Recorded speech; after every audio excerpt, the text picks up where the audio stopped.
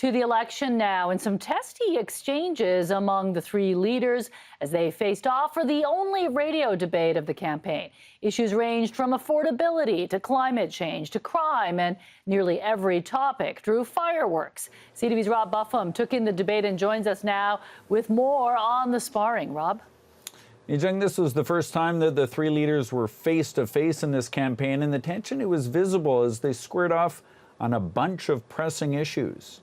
To talk about the disastrous effects. The leaders in the same room for the first time this campaign, and it didn't take long for fireworks. A radio debate on CKNW, affordability sparking a heated exchange.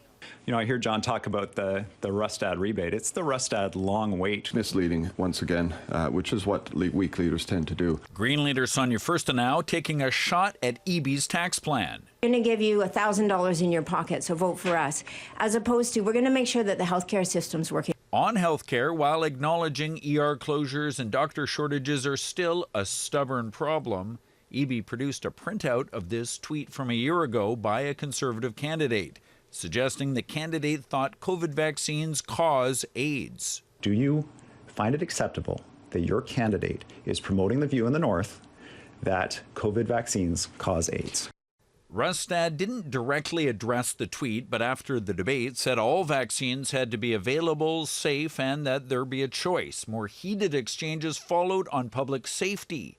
The NDP leader pointing to Rustad's pushback on federal gun restrictions. Rustad challenging EB's toughness on crime. We have a premier who actually wrote the book entitled How to Sue the Police. You cannot take his advice on how to tackle crime. The gloves stayed off until the end. I wouldn't trust John Rustad to run my Thanksgiving dinner conversation or with the family, let alone a hospital where my kids have to be safe. We have so many issues that need to be debated, and David Eby only wants to go negative. And I get that, because he can't defend his record. We've had all these big announcements. We're spending $100 million here, $200 million there, $1 billion here, and we're not seeing the outcomes that we should expect from government. The leaders took their fight to the Greater Vancouver Board of Trade for a second round this afternoon, giving speeches and fielding questions from the business community 6 days ahead of the lone televised debate next Tuesday.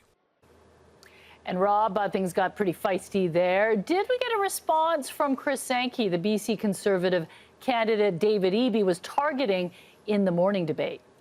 Well, we did reach out to him today, Mi-jung. He sent us a statement that reads in part, the NDP and David Eby say they care about truth and reconciliation, but they don't.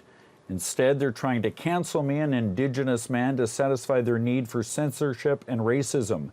The statement did not, however, refute the allegations that he has the views that the COVID vaccine causes AIDS. Mi-jung. Rob Buffum reporting live tonight from Victoria. And be sure to join us on Tuesday as the leaders of BC's three main political parties go head-to-head for their first and only televised debate right here on CTV, October 8th at 6:30. Also online at ctvnewsvancouver.ca.